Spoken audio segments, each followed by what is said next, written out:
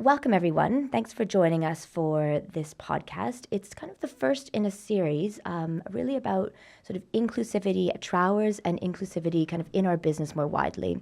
And we're looking to partner with sort of charities, other business owners, our clients out there, and really talking about how they integrate inclusivity in practice. What does this really look like, sort of beyond just the boardroom, but really out there in the world?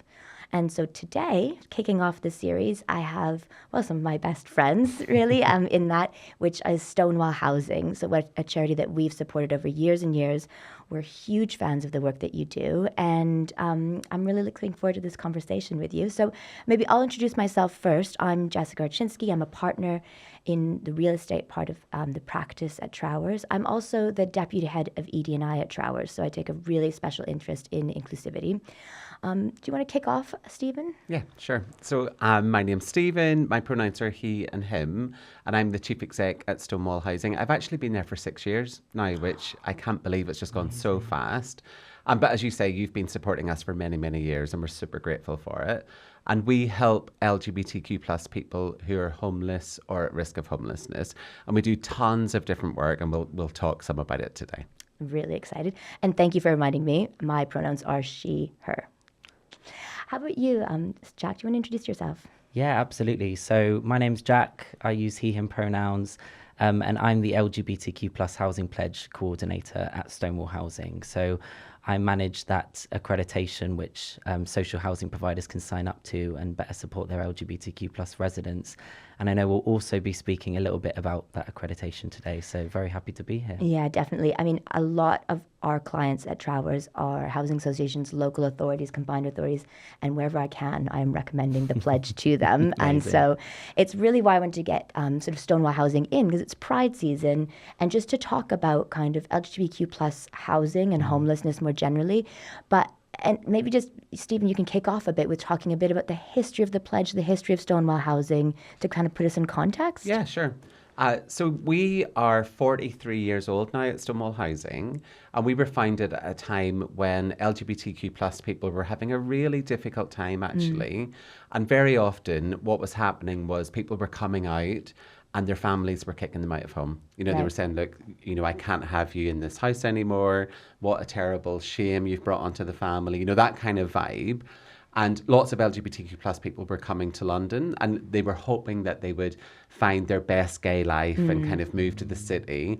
And it wasn't really like that for everybody. Often when they got here, they found it super expensive. Right. Work wasn't as easy to come by as they maybe thought it was. And so they were ending up homeless. And so actually our founders got together. They were a group of people that worked in housing and a group of LGBTQ plus people that worked in housing. And they were saying, look, we have to do something here. These kids are moving to the city and they're really vulnerable. Yeah. And so we have to provide them with some kind of support. And they approached a local authority and said, hey, we want to do something for these young gay kids. At that time, they talked about gay and lesbians. Yeah. They didn't really talk about the whole LGBTQ plus communities. And the local authority said no. They said, we would never be able to support something for LGBTQ plus people. And so they did it anyway. And that's kind of the vibe that we take on in Stonewall Housing, that kind of like we look and we see what needs done. And there's always barriers to it, and there's always things that make it impossible, or it feels impossible to do. But we always find a way, and we kind of like push through it and make it happen anyway. So they opened a squat, basically. And they brought LGBTQ plus people in, and they looked after them. Yeah. And they just made sure they were safe. They encouraged them to get a job. They encouraged them, to get a social network around them. Make sure you've got a GP, all of that kind of stuff. And basically that's what we've been doing ever since. Our work has changed a wee bit now. We do lots of advice and advocacy work. So we help people understand what they're entitled to in terms of their housing. We also, crucially, help people understand what they're not entitled to. Okay. I think people sometimes have this idea that, I'll go to the local authority and they'll give me a house. And that, it's not realistic. There isn't enough houses for everybody. And so we talk that through with them as well. We have supported accommodation. Yeah. So people who are very often, sadly, young people who've been kicked out of home because they're LGBTQ plus, and we bring them in and they live with us for somewhere between 6 months and 2 years, something like that. And our job is to help them get ready for independence. So help them think about what they need to do in order to have a really positive, bright, queer future. Yeah. And our workers here are just incredible, kind of bring them in and really help them step by step work through that. We do that work in partnership with registered providers, probably organisations that you know. And it's such a lovely mix where they provide the housing, like really good quality, safe housing, and we provide the support. And so that's really lovely. We've extended now, we've got specialisms in mental health, drugs and alcohol work, domestic abuse. Yeah. You know, all of those real drivers for homelessness that affect everybody, but there's a particular like flavour to it within the LGBTQ plus communities that we really support people with. And we also run, which is one of the reasons why Jack's here with us today, we run the national LGBTQ plus housing pledge scheme. And this is where we ask organisations to sign up with us along their journey towards inclusivity, and we help them. We help them do everything they can so that their LGBTQ plus residents feel welcome in that housing association or that housing organisation, that they feel listened to, that they're seen as an important part of the community. And we know that sometimes organisations struggle with that, and we've made it super easy for them to come along that journey with us. So a ton of work, but all that focus on, do LGBTQ plus people have somewhere to live? If the answer is no, then we're going to do that. We're going to do something about that. It's amazing, Steven. I just love that history, putting it in context and thinking about where you started and where we've gotten to now. And there's so much work in between. And anyway, it's impressive. I know, Jack, you're sort of running the pledge nationally. Can you just tell us a little bit more about kind of what that looks like in practice? You know what I mean? Where did it come from? Where did the idea come from? And what is it like? Yeah, absolutely. So the history isn't quite as long as Stonewall Housing's own history, but it still very much has its roots in that need for kind of LGBTQ plus affirming housing. The pledge itself grew out of a piece of research in 2017 called No Place Like Home. Okay. And that was led by House Proud, who are the LGBTQ plus staff network for people working in social housing. And it was commissioned by the University of Surrey, some other academic bodies, and also sponsored by some of those bigger housing providers at the time. So Genesis, for example, before they became Notting Hill Genesis, Clarion, and some other of those kind of huge housing associations. And that piece of research was, I guess, the first of its kind that really looked at the experiences of LGBTQ plus people living in social housing in England and Wales and what that experience looks like. And I think, unsurprisingly to lots of us who've worked in the LGBTQ plus space before, it highlighted numerous, I guess, obstacles, inequalities, discrepancies that this community was experiencing in comparison to non-LGBTQ plus people. So there were certain trends, one of those being hypervigilance, so people feeling really on edge and really wary of people visiting their homes, be that repairs operatives, housing officers, any landlord staff, for fear of further discrimination and backlash against the fact that they're LGBTQ+. And so by that we mean people on a day-to-day basis regularly modifying their homes to try and conceal or hide their identities. I think it was something like 22% of all of the gay men that were interviewed said that they were regularly modifying their homes, removing photographs, flags, books, anything that might give away the kind of fact that they're gay, for fear of that further discrimination. And so we think of a home as somewhere at the very least you can feel safe to be yourself. And that just wasn't the case for a lot of the people that we spoke to in that research.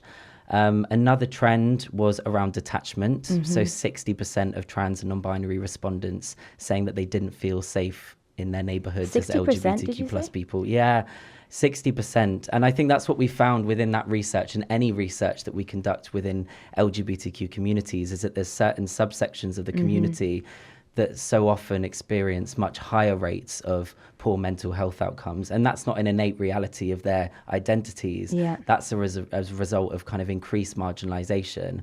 In addition to that kind of detachment and that hypervigilance was this lack of trust that landlords might take issues of hate crime, harassment, discrimination seriously enough should they go reported.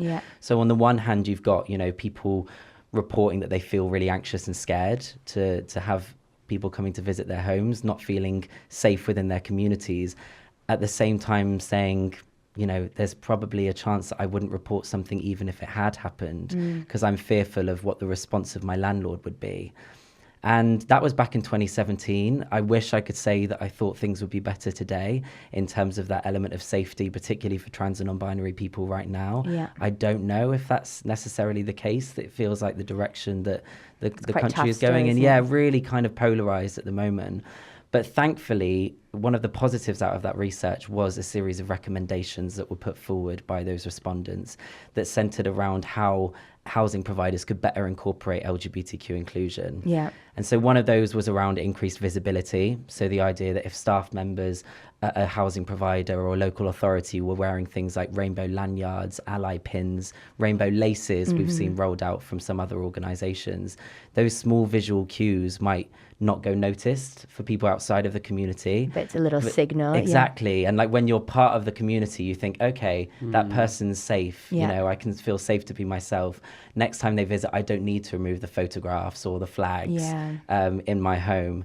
So that can go a long way in making people feel more supported. Another recommendation back in 2017 was around training. So if staff members across an organisation are equipped with the skills and knowledge and the language to have conversations with LGBTQ plus residents, to know how to respond if someone discloses that they're from the community and maybe they were a victim of a crime or they want to report something to that staff member, that there's that training in place to just equip staff with that confidence, really. That could go a long way. And then last but not least was this recommendation of more provisions to kind of connect LGBTQ plus residents with one another. Okay. Either in the form of like really informal get-togethers, socials, but also EDI panels, scrutiny forums made up of residents from across different communities to help reduce those experiences of isolation for those residents.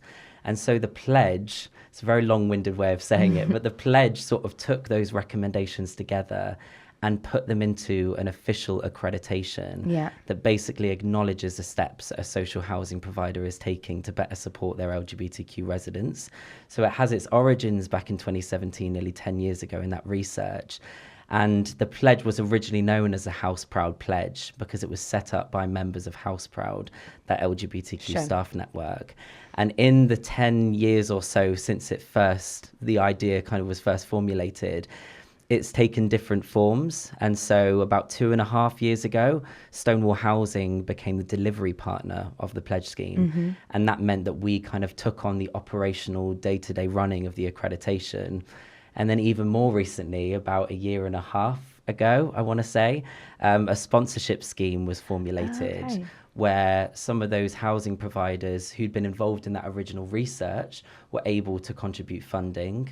And some new organisations as well that hadn't formally sponsored it previously put in some funding. And with that funding, we used to create like a full-time post, basically. So that's where I stepped in about 1.5 years ago as a kind of full-time pledge coordinator to really focus on expanding that accreditation and taking it to all corners of the country, which is absolutely the aim. So that's a bit of the history with the pledge. Jack. But it's grown so much over the last 1.5 years. I think when we kind of took on the role of delivery partner, there was around 30 to 40 different signatory organisations. And now we've very, very nearly reached the 100 mark. So we've got 99 housing providers signed up. So it's growing exponentially.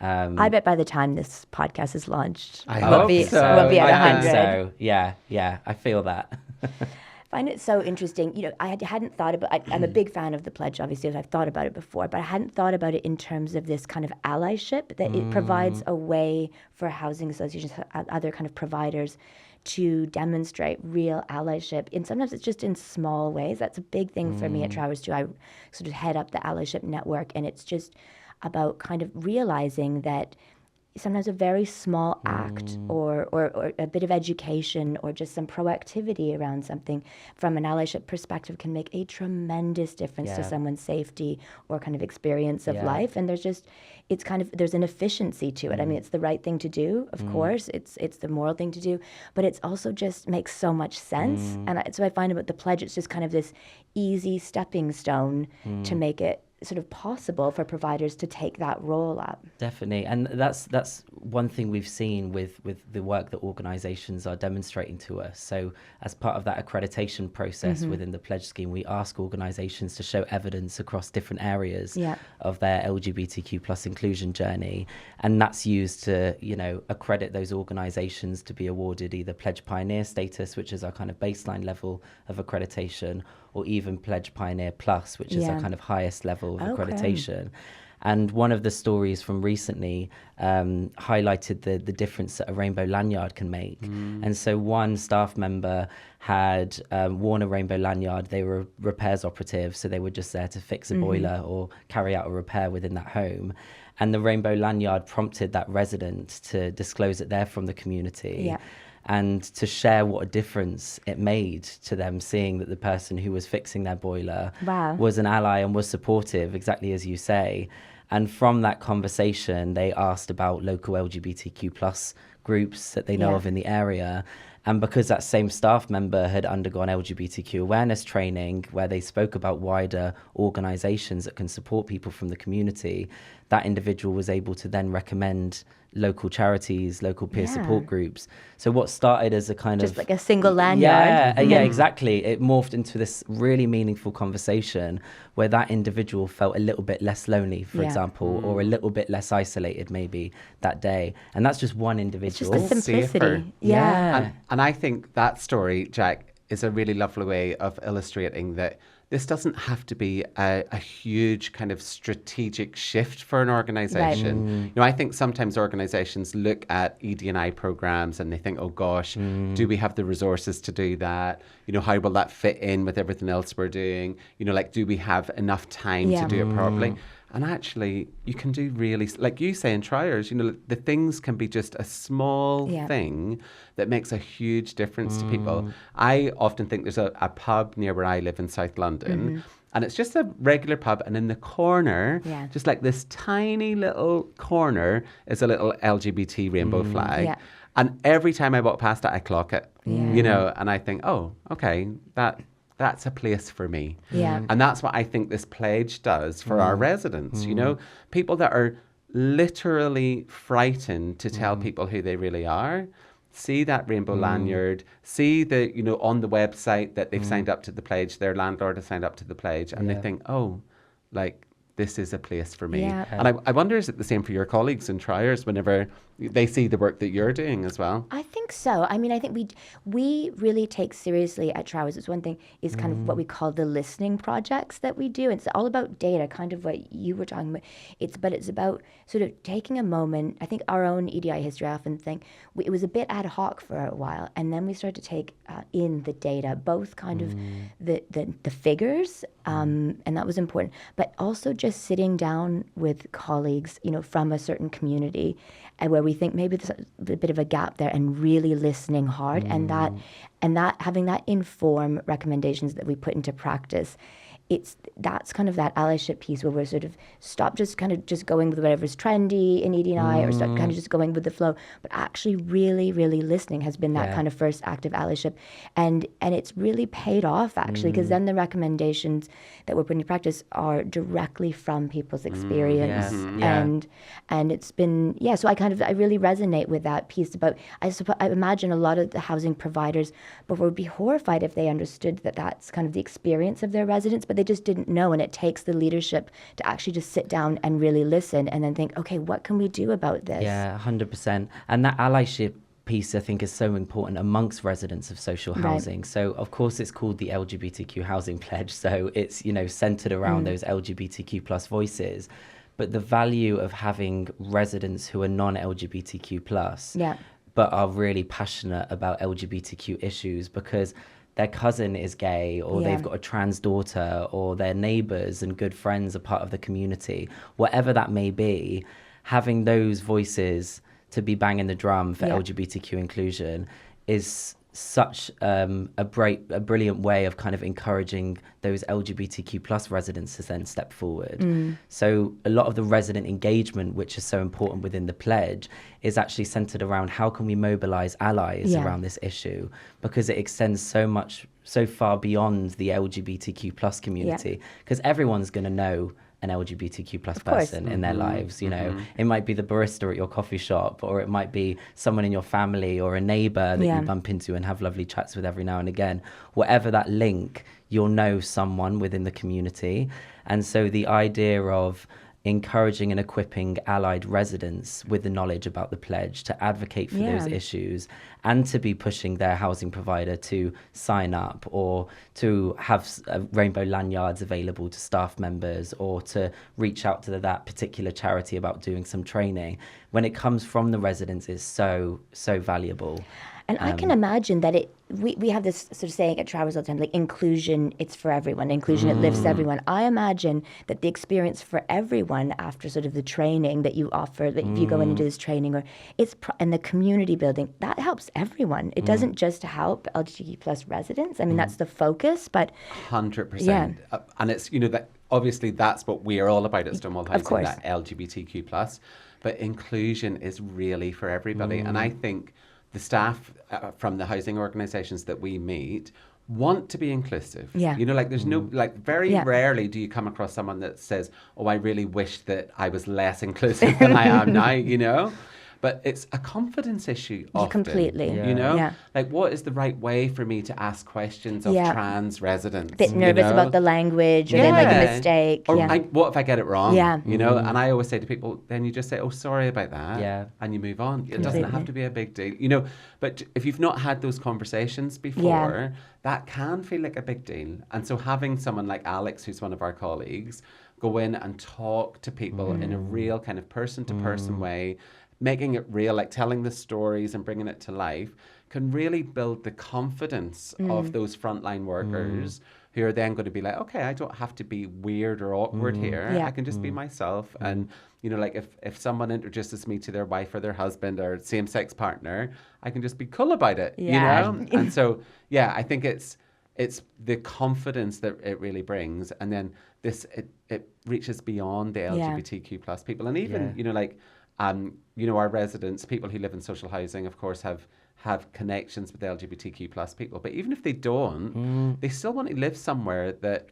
believes in inclusion. You know, like, and believes in doing the right Just thing by treating people people, nicely, right? basically. Yeah. So it's, you know, it's really, I think, an easy way for housing providers, local authorities, social housing providers, an easy way for them to demonstrate to their tenants that they are they're welcome here, that this is a place for them. And, you know, we talk about the benefits for the residents. You know, like that's why we do this. It's because we want the residents to feel safer in their homes. We want the residents to be able to feel more authentic, you know, in their engagement with their landlords. But there's also benefits to the organisations as well. Not least of all, you know, there's the tenant satisfaction measures that organisations must report on. And this is kind of like a ready-made package. It's like you know? fill in the dots, or like connect the dots. Meet your resident satisfaction measures. Totally. It really is, and I guess that feeds into the kind of package of support that we offer to signatory organisations as well, which is what makes the pledge so special. So talk us through it. What does it look like on the ground? Like, I'm a housing provider. So what happens next? So if you're a housing provider and you've got an interest in signing up to the pledge scheme, you might have had some conversations internally. The first expression of interest may have come from a resident within your organisation who I've met at a conference or as part of our community events that we might organise as a charity. Once that's had sign off from the kind of senior leader within the organisation, so exec team, the CEO, who said, this is an accreditation that we're happy to sign up to, all we need is an email from a senior member of staff. So that can be the CEO or an executive director, straight to the pledge inbox, saying the sign up date, the level of accreditation that the organisation is seeking, and then any nominated main points of contact. And that will be who I'll meet with on a kind of quarterly basis that we'll decide as part of that support package. That then gets sent. We set up a kind of agreement. We generate an agreement. That gets sent back to them. Once that's signed by that contact, the organisation has officially signed up and made the Pledge Promise. So that's basically a commitment to say you're now working towards the Pledge Pioneer requirements, for example, the And Pledge does that Pioneer. cost anything? It's completely free. Oh, So wow. because it's sponsored by some of those housing providers that have made my post possible. Shout out to those. Yeah. We love our sponsors. Yeah. Feel free to name drop any. We really do. Like they've done such amazing work, and they've made this expansion possible, and that's meant that it can remain accessible and free of charge for any other housing Because providers. sometimes you have big housing associations, but much smaller ones, and of course there's such pressures Exactly. on them financially. 100%. And I think that's what we're trying to highlight is that upon signing up, you have access to regular check-ins, monthly newsletters where you're kept up to date with anything pledge related. The signatory forums where all of the 99 we're on now housing providers are invited to come along, share learnings, hear talks. There's that kind of community of good practice that you have access to. And Jack, that's actually well used. You hear about this community of practices and maybe there'd be 5 people attend which is great. Like everybody gets something out of it. But I mean, I'm always like really pleasantly surprised when I see the numbers for your community events that you run. Yeah, we did a session back in February, so LGBT plus History Month as well, already very topical. And during that session, we looked at resident engagement that sparks joy. Oh, fun. And so it was looking at how the pledge can facilitate some of that resident engagement work that works towards the TSMs, that works towards the consumer standards that the regulator is now super interested in hearing about. But beyond those scrutiny panels or resident forums, it's looking at how can a Pride barbecue constitute resident engagement, or how can an Alan Turing themed decoding exercise in a supported housing scheme constitute resident engagement. I love it, yeah. Or queer cuppers, which we saw rolled out from another organisation where every week the women in their kind of women supported housing came along, asked questions about LGBTQ inclusion. And there was clearly an appetite for that kind of topic. And we had something like 85 people come along. To the queer cuppa? This was the signatory forum. Oh, yeah, to where hear about these. Yeah, exactly. And so we had some housing 85 providers. is strong. It right? was like 99 signatures, 85 are turning up. That's brilliant. Yeah, exactly. And I think that's another benefit is that there's no limit to how many staff members from an organisation can make use of the support that we offer. Sure. So whilst we might have 2 or 3 main contacts, you can have many more on our mailing list who are kept up to date on the newsletter, invited to the signatory forums. And that just means that I think we've got about 400 people signed up to our newsletter from across those 99 different housing providers.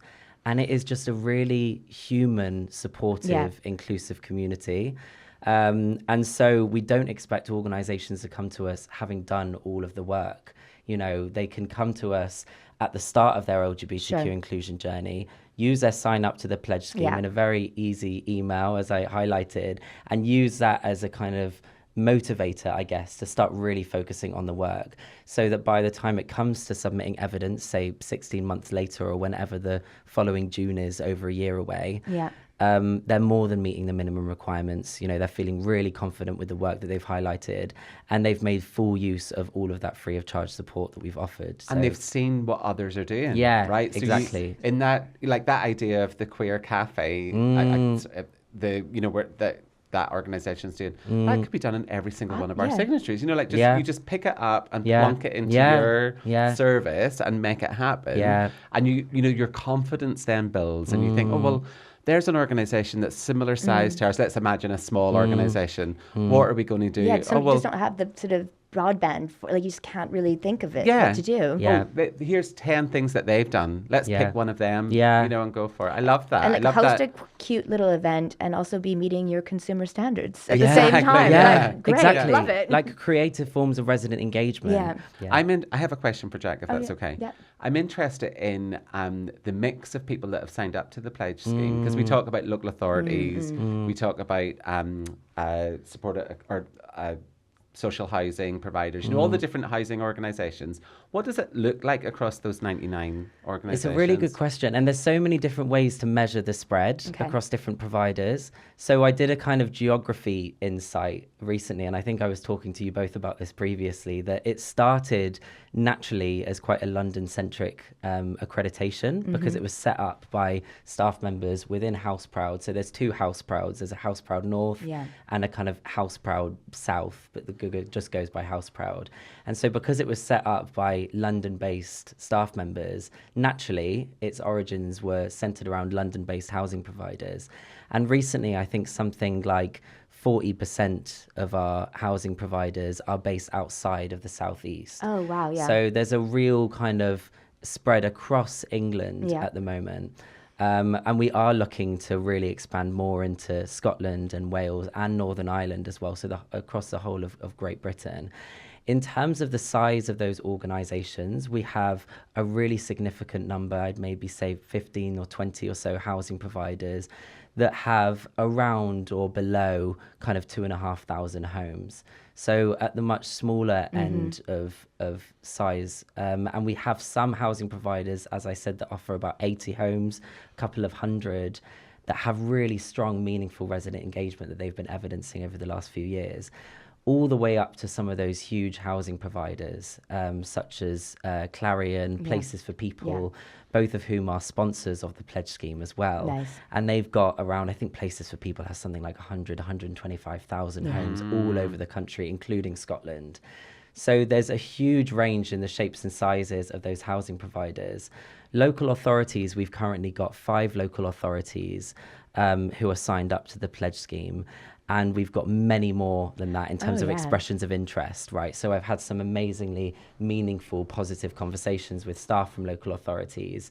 I think because they're bigger organisations of different departments, that can sometimes take a long time with processes and getting that final sign off. But we also have some housing providers that have specialisms, right? So we've got a charity called Your Place that's based in London, and they provide real high intensity support for people who've experienced street homelessness. We've also got other housing providers who specialise in older people's housing. So Sussex Housing and Care have recently signed up near to me down in Brighton, and they've got care homes. So they're going to be working with a lot of residents who are living with dementia, who are older, and that comes with its own challenges and also opportunities to bring in LGBTQ inclusion. We've also got some housing providers like YMCA, Downslink and YMCA Brighton that have housing and support for younger people. So there's those different specialisms. So you're kind of covering the whole spectrum. It's switching it up and making sure that the LGBTQ inclusion plan is bespoke and tailored to that organisation's needs, I think is one of the challenges and one of the successes, I think, of the pledge scheme itself. And it also means that it's really interesting because in those signatory forums, you get older people's housing staff speaking with younger people's housing and services teams. And the commonalities are really interesting to find, but also the differences there. So it really is a scheme and an accreditation for everyone, whatever the shape or size of your housing provider. Because I know that your clients might include local authorities as well as I'm really interested in that local. I mean, 5 is not a lot, do you know, and local authorities, I could see, I mean, amongst my clients, this would be so perfect for them because they kind of recently come under regulation. And so they're kind of gearing up to that. And it's been a bit of a bumpy ride for some, brilliant authorities, but it hasn't always been easy, kind of, as you say, to get their own internal processes aligned. So I could really see the pledge being super helpful to them to kind of give them that extra support. Yeah, definitely. I mean, we've got one London-based local authority that recently spoke to us about, they'd had the kind of consumer gradings and they'd been given a grading from the regulator that they were really happy with. And their conversations about their involvement with the pledge scheme were integral to that grading and to that assessment process. So he called me up, my contact from this particular local authority, to let me know that, that the pledge came up in conversation quite a lot with the regulator. That is brilliant. And so that was a key element where they could demonstrate how the pledge has facilitated the resident engagement that is so important for the consumer standards. So the local authorities that we've got signed up have unanimously been so positive in their experiences about the pledge scheme. It really has. And So, I think yeah. the cost Right. implication is Yeah. one that's really important Yeah, for local yeah. authorities. You know, like, I mean, I was going to say now more than ever, but, you know, there's always a financial element when you're working with local authorities. And the fact that it's free, Yeah. you know, to I mean, access, that it's super easy to sign up. There's not a whole, you know, kind of big thing that you have to do before you sign up. And then all the support that you offer as well, Yeah. Jack. It's just, it really feels like something that, as you say, would really help Yeah. local authorities It's like as they low-hanging move fruit. Like forward. it's an easy win, Exactly, yeah. And it's a lovely story. isn't it? You know, like if we can build a story around it and say, let's look at this local authority and what they're doing around LGBTQ plus inclusion, we can get that out on our socials, Yeah. on the Yeah. local authority socials, and, you know, build a really nice impact Yeah, story yeah. for their residents and Absolutely. the people that live in their local authority. 100%. And we're so responsive as an accreditation as well. So if we identify that there's a need there amongst our signatories, then we'll do something about it. Right. And so we saw that in addition to those signatory forums, there was that need for maybe one-to-one peer support amongst the community. And so we set up Pledge Pals, which is our buddying scheme. And so we launched that last year, and we can match organisations of another housing provider with another housing provider of a similar size, geographical location, structure, for that ongoing peer support as well. And so when you're a local authority wanting to get involved, we could easily match you with one of the local authorities who are already signed up. Yeah, so helpful. So that you can see what that journey has Yeah. looked like a little bit further down the line. Maybe some of our local authorities have already been accredited as Pledge Pioneers, so that a staff member from that organisation can talk about what that process looked like on a day-to-day basis. How Yeah. did they create a work plan for the pledge? How did they communicate the pledge and its sign-up Yeah. to their staff, but also to their residents in the customer magazine or newsletter? So there's all of that peer support learning that we can really facilitate with. And I think the hope is that if EDI is already on your agenda as an organisation, and it kind of has to be since you're a regulated Yeah, entity. yeah, exactly, Yeah. exactly, then the pledge can hope to reduce the workload rather than add to it in some Exact- yeah. ways, because it gives you access to that whole community of good practice for people to say, these are ideas that we've already tried out and they've worked. Yeah. This was what a local authority did. Why don't you try that? So then you're saving time in the kind of thinking or the strategizing elements and learning from organizations that have done the work and it's gone really well.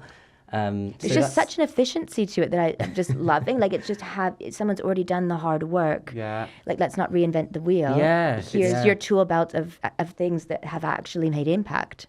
And I'm interested if there are any organizations that, you know, types of organizations that you don't have yet under your belt.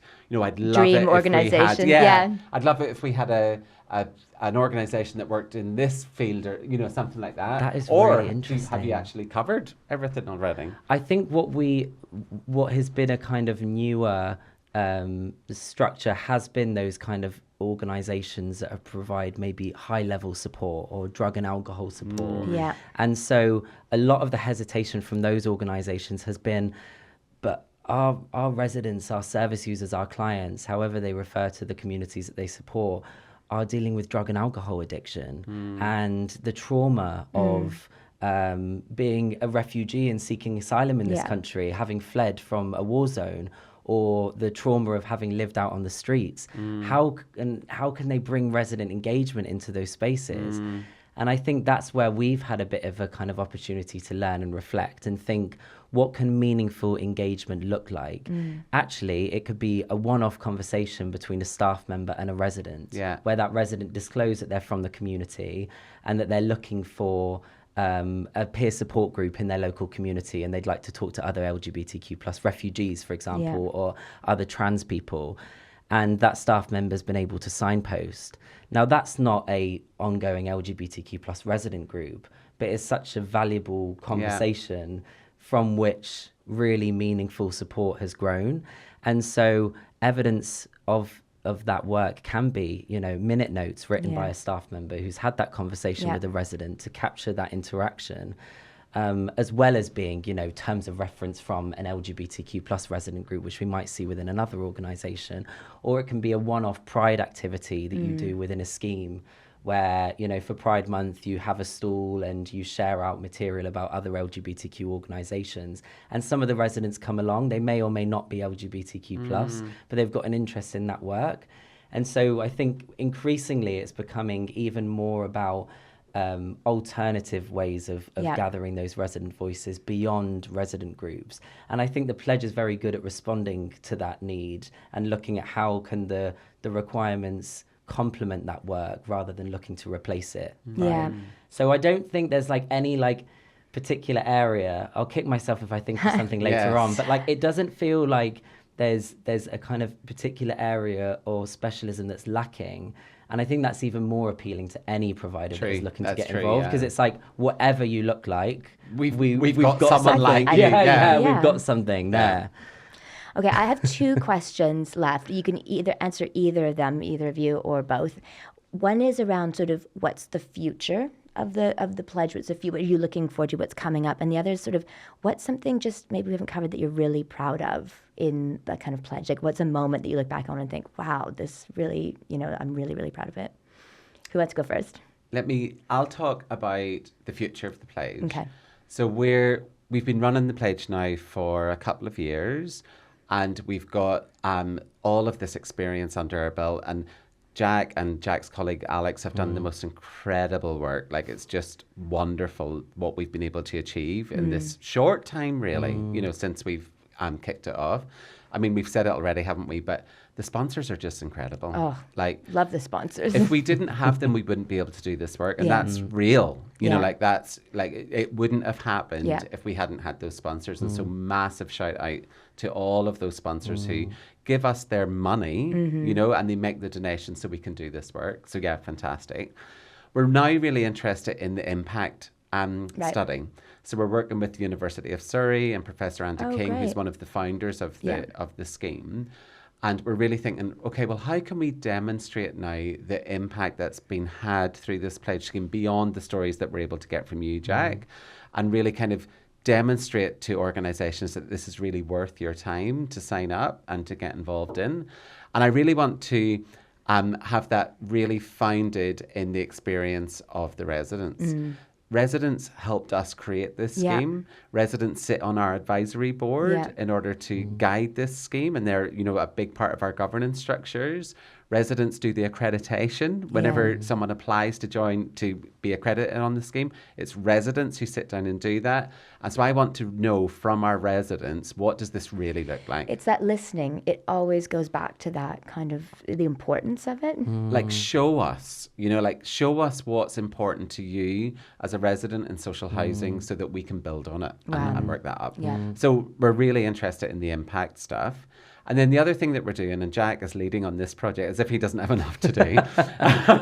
Jack's also leading on another project, which is looking at a version of the pledge scheme for contractors. Okay. So a lot of organisations will contract out to other people to do the repairs or, you know, like whatever needs done, if they're retrofitting the kitchen or, you know, whatever needs done in the home.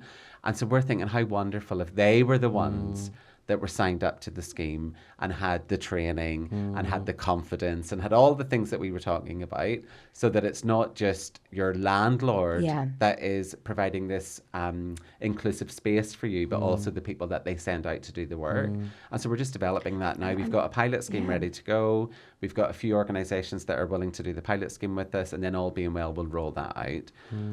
So we've got big plans for the pledge scheme. I mean, really, I want every single housing organisation signed up to the pledge. Let's get the list. Let's tick them off. Right? Like, I think there's like 4,000 or something. You know, something like crazy. Yeah. But really, what I really want, you know, the objective is that every single one of those organisations know that it exists and know that it's available for them, and so that they can sign up to it and they can get the support and they can, you know, really make it work. You know. I'm going to answer quickly about what I'm most proud of, and then I'll hand over to you to add anything to that. But it has to be our absolute focus on the residents within the scheme. I mean, literally every aspect of what we do is not just informed by residents. We don't just tell them what we're doing. We don't ask them to comment on it. They are the ones that are leading it. they're the ones that are shaping it. They're the ones that are turning this pledge scheme into something that really makes a difference for people. And that is just, it's like magic for me, you know, like, because we could all sit in the room, couldn't we, and figure out, what's the best thing for us to do? And then we might get it 80% right. But when you've got people who are really living it, doing that work with you, it means that you hit the nail on the head every time. So do you mean like they're informing or like feeding into like the actual accreditation process, like all those steps? So first of all, they designed the pledge. So residents designed the pledge.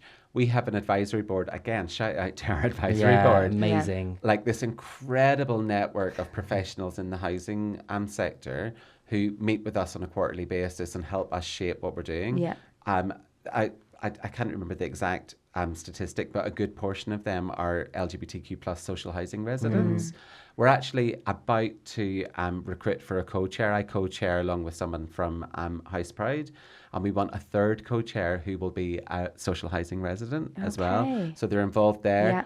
Jack creates a network of residents who guide us on absolutely everything that we do, but they are the ones that sit on the panel. So if you're a housing organisation and you apply to become a pledge pioneer, it's the residents that decide whether you've made the grade or not. Wow. You know, so it's not just kind of, we have some residents over there that we chat to. They're integrated into absolutely everything that we do. Yeah. It's I said it already, but it is like magic for me. It changes the program into something that really means something for the hundreds of thousands of people that we're influencing across the UK. Yeah. Oh, thanks for that. I was absolutely going to talk about the residents as well. Oh, no. How could we not? How could we not? Because it's, and I guess what the joy that I have is I get to have those conversations with residents on a weekly basis. So as Steven said, we've kind of built up this network of residents of social housing from across our signatories who've expressed an interest in being involved in some aspect of the pledge delivery. So that might be that they're happy to read through a policy or a document that we've put together and give feedback on that on a remunerated basis. Or it might be that they're keen to get involved in the annual assessment panels, or they might be keen to get involved in our new LGBTQ resident impact group, who meets every quarter to ensure that the pledge is having the impact that it set out to have. And it feeds into that work that we're going to be doing with the University of Surrey and Andy King and some of the amazing advisory board members. But I get to hear about the stories, you know, from those residents when they share feedback on what it meant to be part of that particular group that day, and the difference that they've gone on to have within their own housing provider. So there was one man who signed up to the assessment panels last year, and he sat within one of our kind of days of assessing the entries for that year's submissions. And he'd never been involved in anything LGBTQ plus related before that assessment panel involvement. He'd done some volunteering with local disability charities, and he'd done some work. He was a really kind of passionate individual, but he'd never done anything LGBTQ plus. And he dropped an email a few months after the assessment panels to say, on the back of that assessment panel, he's now reached out to different LGBTQ plus organisations in his area to see if they've got volunteering spaces. And he's advocated for and now set up an LGBTQ plus resident group within his housing provider with the amazing support of that staff team. So to me, it's about seeing how the pledge itself can facilitate that community and encourage and support residents to then go and facilitate their own groups. And that's like just like amazing. It's like that golden thread, you know, that we see of resident voice, and how it started out as a kind of one-off engagement and it morphs into something so much more meaningful. And he's like not ready to stop as well. He's like, we're going to keep going. We're going to partner with other housing providers in the region. We're going to advocate for them. And I also, just on that note, need to give a huge shout out to Rainbow Roofs, who are another kind of LGBTQ plus peer support group for residents.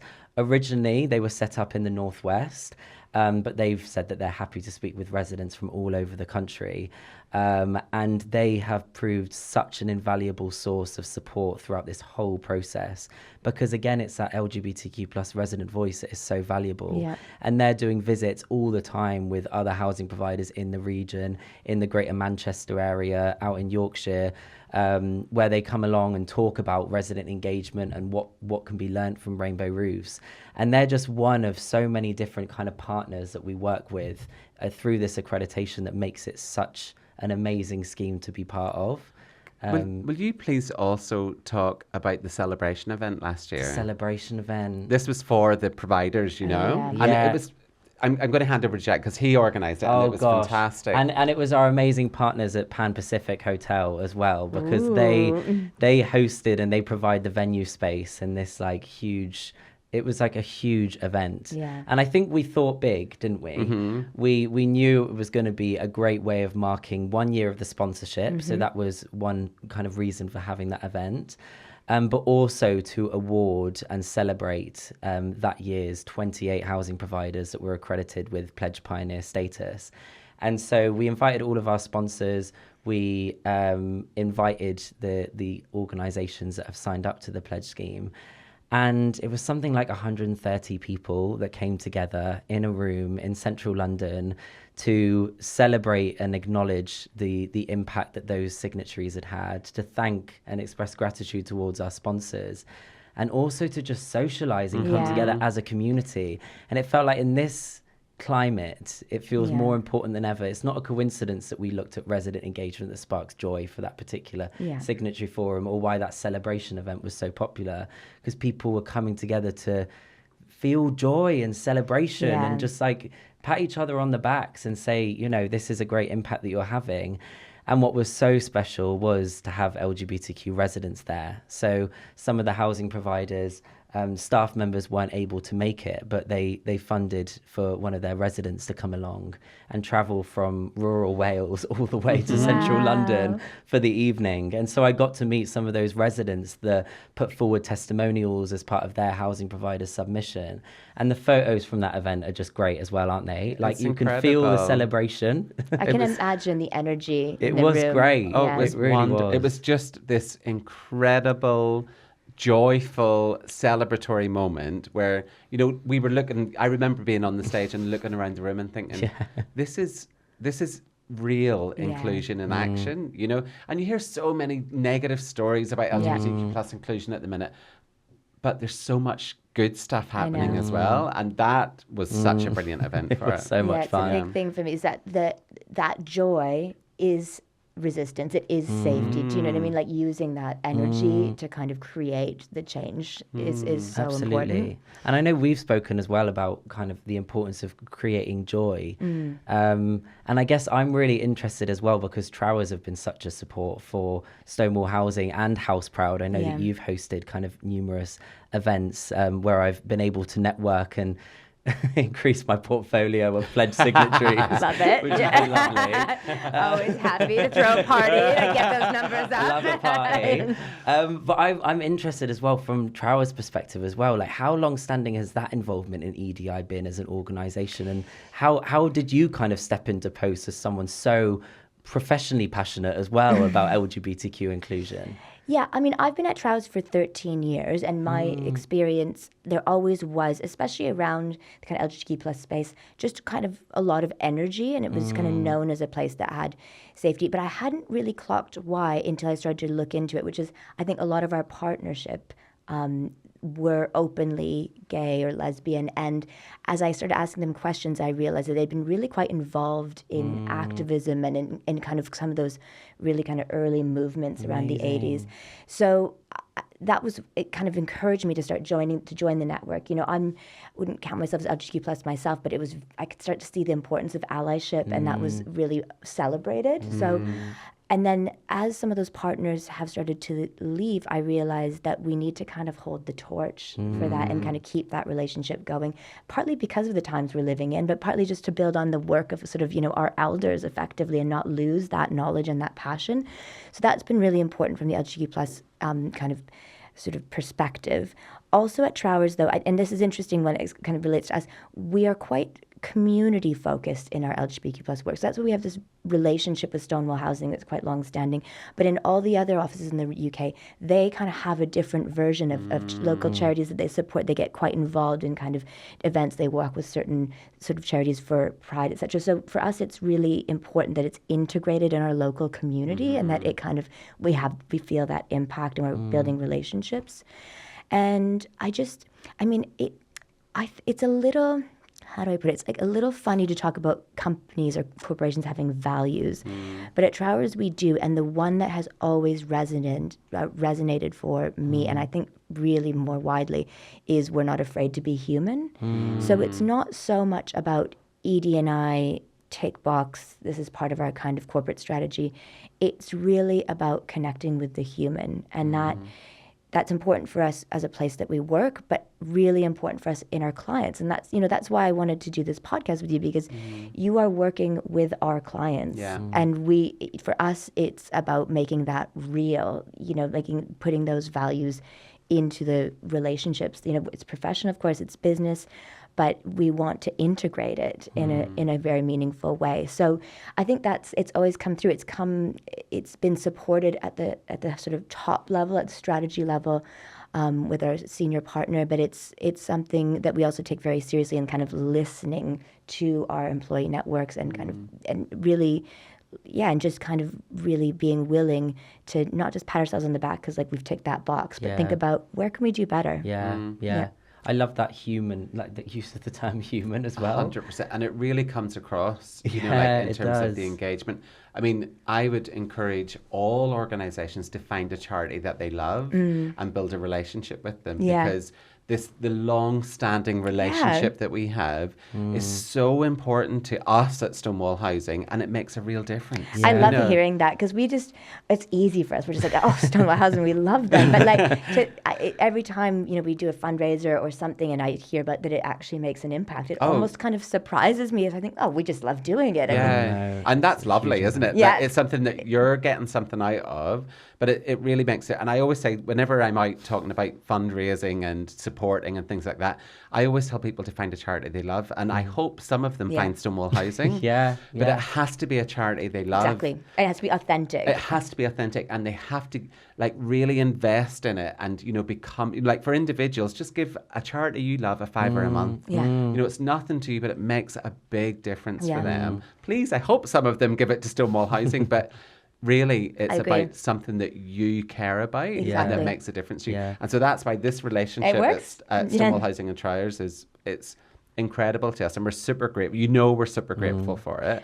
But it means that we can do meaningful work as a result of it. Yeah, and exactly sort of back at you. For us as a business and also as an individual, but as a business, we know that the work you're doing is making a real impact in our sector. I mean, this is an area that we care about. We've sort of, housing is in our blood, it's in our DNA as a firm. It's not the only thing we do, but it's massive for us. So just kind of being able to work in partnership in a way with charities who are making that impact is it's just tick, tick, tick. It makes so much sense. I would just add that yes, whenever you sign up the pledge, it's super easy to sign up to, and it's something that organizations can really get something out of.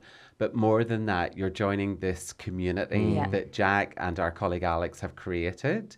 And it's this community where you can get real, meaningful support and access to information that can make it really easy for you to do the right thing for your residents. And so I would kind of add that to the call to action.